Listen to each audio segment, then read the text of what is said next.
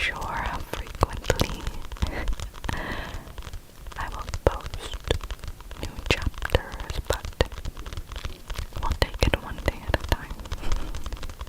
Right now I'm thinking every other video, but no promises, no promises. One day at a time, just one day at a time. One day at a time. Anyway. So I'm going to be whispering to you, as well as doing a little bit of page tracing or tapping. I don't know, we'll see, because this edition does have illustrations, so I kinda enjoy just some simple tapping. Just a little something, I don't want to drag it on too long. But yeah. This book is also available to read on Project Gutenberg.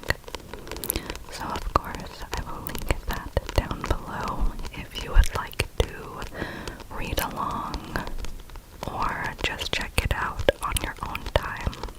Project Gutenberg is a great resource for free books. They have a lot of classics on there, a lot of public domain books. Definitely check it out. But yeah, get comfy, get cozy, and let's get into Alice's Adventures in Wonderland. I love this edition. This also includes Through the Looking Glass, but we'll get there when we get there, if we get there. Alright, get comfy cozy, get comfy cozy.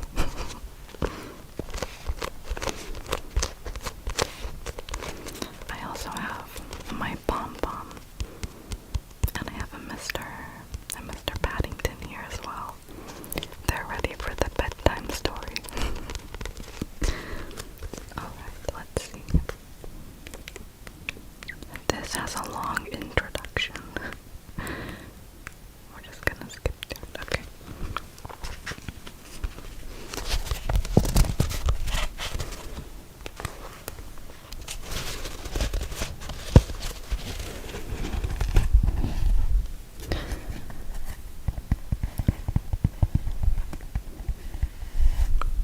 We have a Mr. White Rabbit.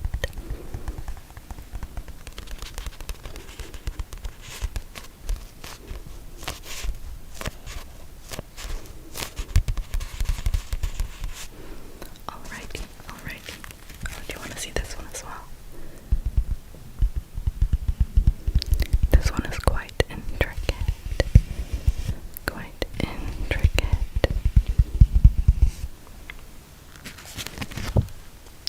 Very lovely illustrations. Okay.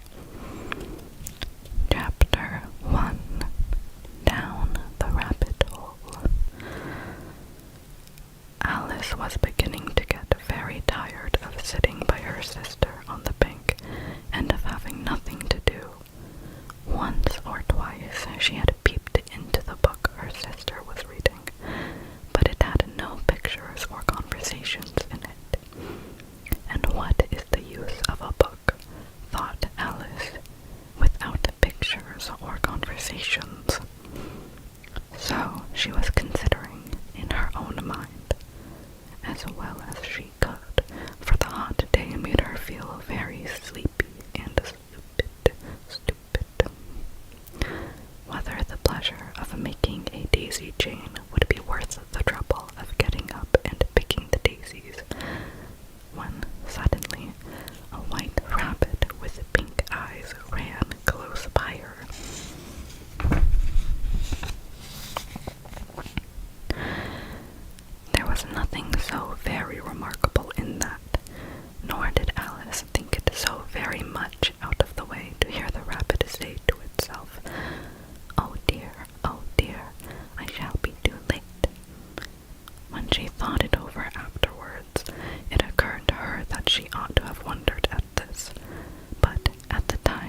seemed quite natural.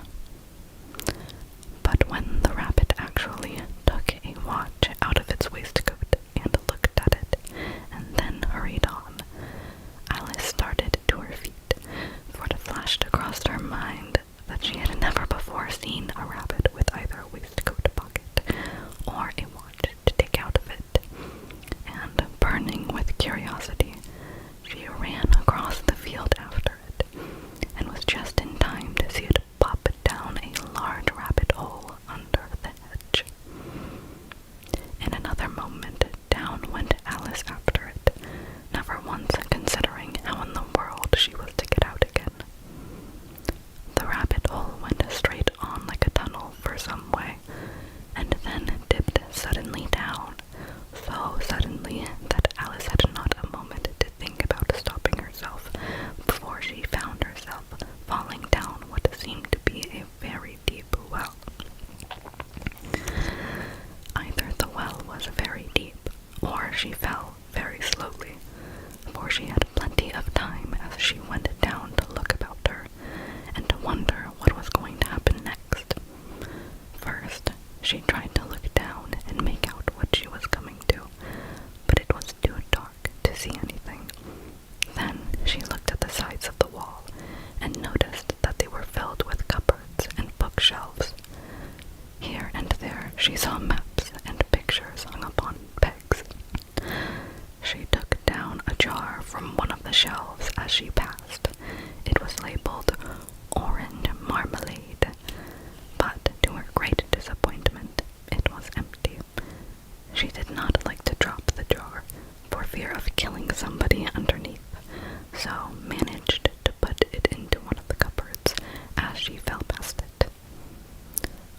Well, thought Alice to herself, after such a fall as this, I shall think nothing of tumbling down the stairs. How brave they'll all think of me at home.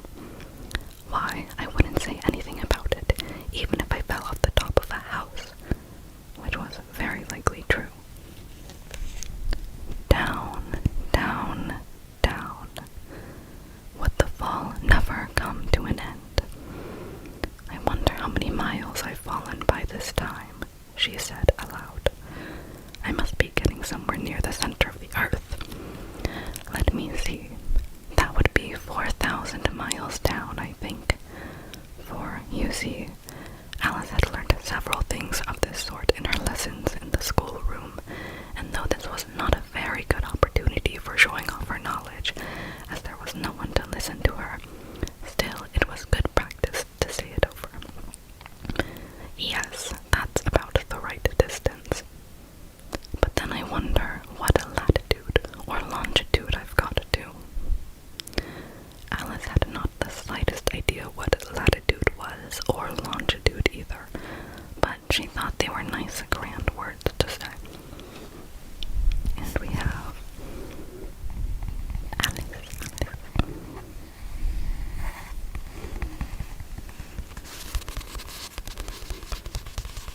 Let me know if you like the tapping in the middle. I don't know. Presently, she began again. I wonder if I shall fall right through the earth. How funny it'll seem to come out among the people that walk with their heads downwards. The antipathies, I think. She was rather glad there was no one listening this time, as it didn't sound at all the right word. But I shall have to ask them what the name of the country is, you know. Please, ma'am, is this New Zealand or Australia? And she tried to curtsy as she spoke. Fancy curtsying as you're falling through the air. Do you think you could manage it? And what an ignorant little girl she'll think of me for asking. No, it'll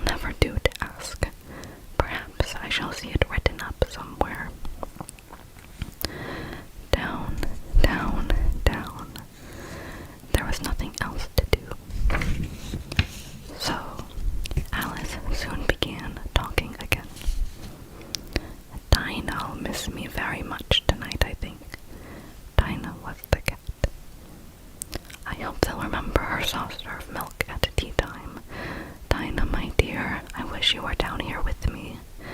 There are no mice in the air, I'm afraid, but you might catch a bat, and that's very like a mouse, you know. But do cats eat bats, I wonder? And here Alice began to get rather sleepy, but went on saying to herself in a dreamy sort of way, do cats eat bats? Do cats eat bats? And sometimes, do bats eat cats? For, you see, as she couldn't answer either question, it didn't much matter which way she put it. She felt that she was dozing off and had just begun to dream that she was walking hand in hand with Dinah and was saying to her very earnestly, now, Dinah, tell me the truth. Did you ever eat a bat? When suddenly, thump, thump, down she came upon a heap of sticks and dry leaves, and the fall was over. Alice was not a bit hurt, and she jumped up on her feet in a moment. She looked up, but it was all dark overhead. Before her was another long passage, and the white rabbit was still in sight, hurrying down it. There was not a moment to be lost. Away went Alice like the wind, and was just in time to hear it say, as it turned a corner, oh, my ears and whiskers, how late it's getting. She was close behind it when she turned the corner, but the rabbit was no longer to be seen. She found herself in a long, low hall, which was lit up by a row of lamps hanging from the roof. There were doors all around the hall, but they were all locked, and when Alice had been all the way down one side and up the other, trying every door, she walked sadly down the middle, wondering how she was ever to get out again. Suddenly, she came upon a little three-legged table, all made of solid glass.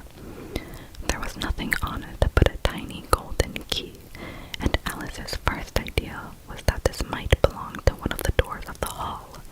But, alas, either the locks were too large or the key was too small, but at any rate, it would not open any of them. However, on the second time around, she came upon a low curtain she had not noticed before, and behind it was a little door about 15 inches high. She tried the little golden key in the lock, and to her great delight, it fitted. Alice opened the door and found that it led into a small passage, not much larger than a rat hole. She knelt down and looked along the passage into the loveliest garden you ever saw. How she longed to get out of that dark hall and wander about among those beds of bright flowers and those cool fountains, but she could not even get her head through the doorway. And even if my head would go through, thought poor Alice, it would be very little use without my shoulders. Oh, how I wish I could shut up like a telescope. I think I could if I only knew how to begin. For, you see, so many out-of-the-way things had happened lately that Alice had begun to think that very few things indeed were really impossible.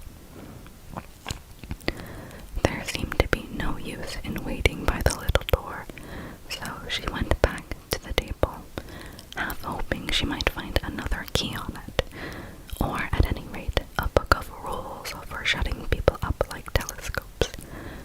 This time she found a little bottle on it, which certainly was not there before, said Alice, and tied around the neck of the bottle was a paper label with the words, "Drink me," beautifully printed on it in large letters.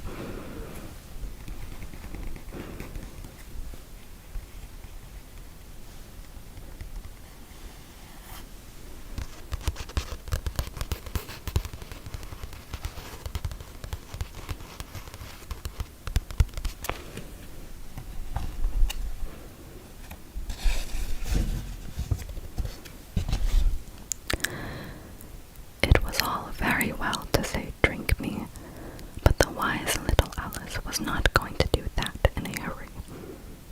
"No, I'll look first," she said, "and see whether it's marked poison or not," for she had read several nice little stories about children who had got burnt and eaten up by wild beasts and other unpleasant things, all because they would not remember the simple rules their friends had taught them, such as that a red-hot poker will burn you if you hold it too long, and that if you cut your finger very deeply with a knife, it usually bleeds.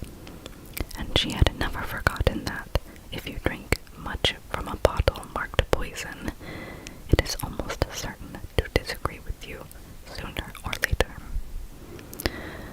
However, this bottle was not marked poison, so Alice ventured to taste it, and, finding it very nice, it had, in fact, a sort of mixed flavor of cherry tart, custard, pineapple, roast turkey, toffee, and hot buttered toast. She very soon finished it off. Cherry tart, custard, pineapple, roast turkey, toffee, and hot buttered toast. "What a curious feeling," said Alice. "I must be shutting up like a telescope." And so it was indeed. She was now only 10 inches high, and her face brightened up at the thought that she was now the right size for going through the little door into that lovely garden. First, however, she waited for a few minutes to see if she was going to shrink any further. She felt a little nervous about this, for it might end, you know, said Alice to herself, in my going out altogether like a candle. I wonder what I should be like then. And she tried to fancy what the flame of a candle looks like after the candle is blown out, for she could not remember ever having seen such a thing. After a while, finding that nothing more happened, she decided on going into the garden at once. But alas for poor Alice, when she got to the door, she found she had forgotten the little golden key, and when she went back to the table for it, she found she could not possibly reach it.